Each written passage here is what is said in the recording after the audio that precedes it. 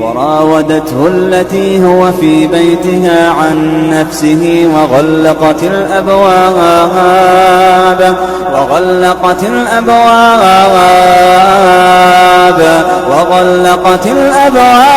وقالت هيت لك. قال معاذ الله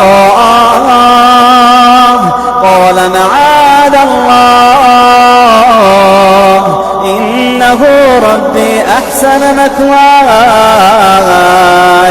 إنه لا يفلح الظالمون.